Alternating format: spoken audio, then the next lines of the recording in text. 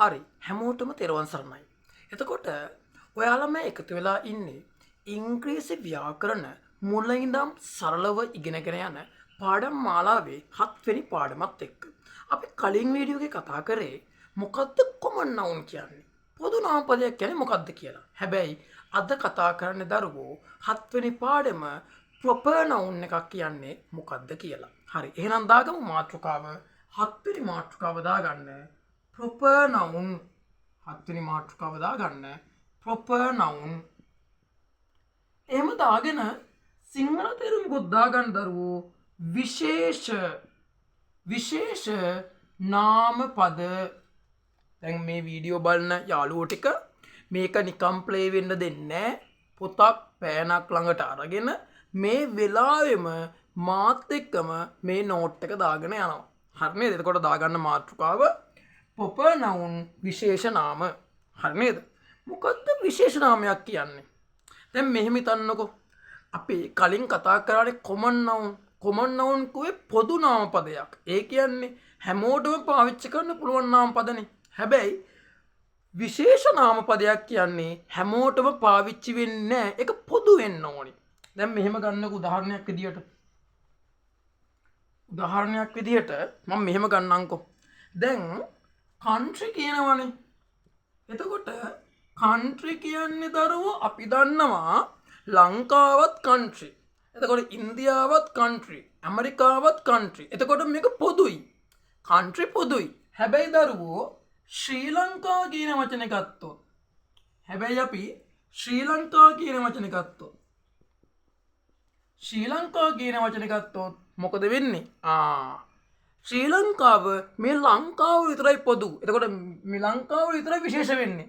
එතකොට මේක වෙන රටකට ගිහලා ශ්‍රී ලංකාව කියලා පෙන්වන්න බෑනේ අපිට. එතකොට common නාමපදය තවත් විශේෂ කරනකොට අපිට හම්බෙන්නේ මොකද්ද? proper noun එකක් හම්බෙනවා. පැහැදිලි නේද? සරල උදාහරණයක් මෙහෙම මම ගන්නම්කෝ. දැන් අපි දන්නවා අපි නගරයක් ගමුකෝ. අපි ගන්නවා city. city කියන්නේ මොකද්ද? නගරය. හරිද? සිටි කියන්නේ noun එකක්. නගරයක්. එතකොට මේ පැත්තේ මේ රටේ තියෙන හැම එකටම අපි සිටි කියලා පාවිච්චි කරන්න පුළුවන්. මොකද ඒවා noun common noun නේ. හැබැයි අපි ගන්නවා candy කියලා. candy කියන්නේ නුවර. දැන් ඔයාලා දන්නවා මේ දවස්වල නුවර මොනවද ප්‍රසිද්ධ වෙන්නේ? මේ දවස්වල නුවර වැඩිපුර මොනවද තියෙන්නේ? මේ දවස්වල ඒ කියන්නේ අගෝස්තු මාසේ තමයි නුවර ලස්සනම දවස් ටික. ඇයි අපි එහෙම කියන්නේ? අපි දන්නවා පුතේ නුවර තමයි මේ දවස්වල නුවර පෙරහැර දළදා පෙරහැර තියෙන්නේ අගෝස්තු මාසේ මේ කාලේ. එතකොට නුවර ලස්සනම දවස් ටික තියෙන්නේ කවද්ද? අගෝස්තු මාසේ කාලේ පෙරහැර කාලේට. ඉතින් අපි ගන්නකො මේ සිටි කියන එක හැමතැනම තියෙනවා. හැබැයි කැන්ඩි කියන එක තියෙන්නේ මේ ලංකාවේ සෙන්කඩගල විතරයි. එතකොට සිටි කියන්නේ පොදු නාම පදයක්. හැබැයි දරුවෝ කැන්ඩි කියන්නේ මොකද්ද? පොදු නෙමෙයි. ජනප්‍රියයි නැත්නම් විශේෂ නාම පදයක්. එතකොට අපි කියනවා මොකද්ද? පොදු නාම පදයක් තවදුරටත් විශේෂ කරනවා නම් අපි කියනවා දරුවෝ මොනවද ඒවා? proper noun කියලා. වැඩේ පැහැදිලි නේද? හරි. එහෙනම් මාත් එකම නෝට් එක දාගෙන යමු මේ වෙලාවේ. හරි. පල්ලෙන් ලියන්නකො මෙහෙම. තරුමාක්කයක් දාලා මාතෘකාවට පල්ලෙන් තරුමාක්කයක් දාලා මෙහෙම ලියමු. ලියන්න. ඉංග්‍රීසි භාෂාව තුල මාත් එක්කම ලියමු. ලියන්නකො. ඉංග්‍රීසි භාෂාව තුල පොදු නාම පදයක් දාමු. ඉංග්‍රීසි භාෂාව තුල පොදු නාම පදයක්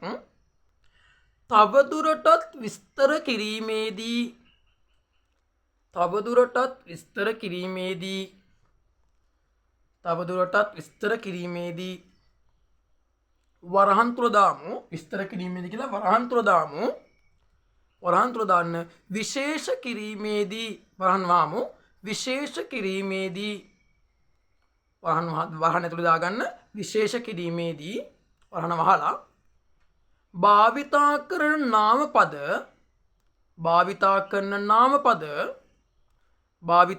නාම පද proper noun වේ. උඩ මාතෘකාව පිළියෙල ඇති proper noun වේ. හරි නේද? භාවිතා කරන නාම පද proper noun වේ. හරි. එහෙනම් පල්ලෙන් එක්සැම්පල් එකකුත් දාගමු. සිටි කියන්නේ අපි දන්නවා එයා මොකක්ද? එයා කොමන් නවුන් එක. කොමන් පොදුයි. එයා පොදු නාම පදයක්. පොදු. ඒ කියන්නේ හැමතැනම තියෙන්න පුළුවන්. හැබැයි දරුවෝ අපි කැන්ඩි කියන එක ගත්තොත් කැන්ඩි අන්න ඒක පොපර් වෙනවා. ඒ කියන්නේ මොකද්ද? එයා විශේෂ වෙනවා. තේරෙනවනේ?